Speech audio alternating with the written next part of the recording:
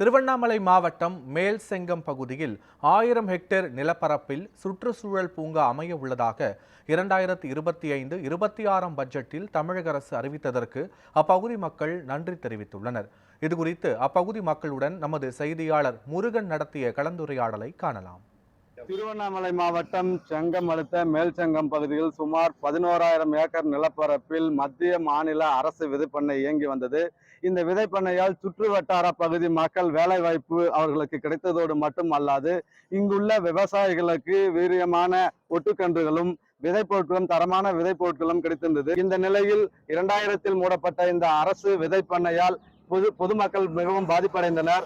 இதையே நம்பியிருந்த விவசாயிகளும் பொதுமக்களும் பெருத்த ஏமாற்றம் அடைந்த நிலையில் நேற்றைய பட்ஜெட்டில் தமிழக அரசு அறிவித்த பட்ஜெட்டில் 25-26 பட்ஜெட்டில் மேல்செங்கம் பகுதியில் 1000 ஹெக்டேர் நிலப்பரப்பில் சுற்றுச்சூழல் பூங்கா அமைக்கப்படும் என அறிவித்ததை அந்த அறிவிப்புக்காக இப்பகுதி மக்கள் வரவேற்பு மட்டுமல்லாமல் நன்றியும் தெரிவிக்கின்றனர். மேல்செங்கம் பகுதியை சேர்ந்த பழனி என்பவரிடம் இது குறித்து கேட்கலாம்.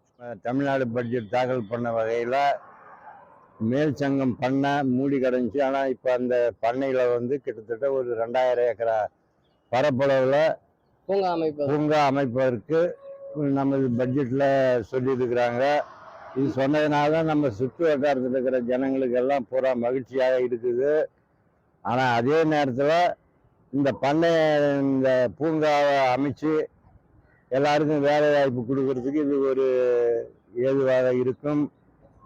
அதனால நமது சட்டமன்ற தொகுதி எம்எல்ஏ அவர்களுக்கும் தமிழ்நாடு முதலமைச்சர் அவர்களுக்கும் மேல்சங்கம் மக்கள் சார்பாக நன்றியும் வணக்கத்தையும் நாங்கள் தெரிவித்துக் கொள்கிறோம்.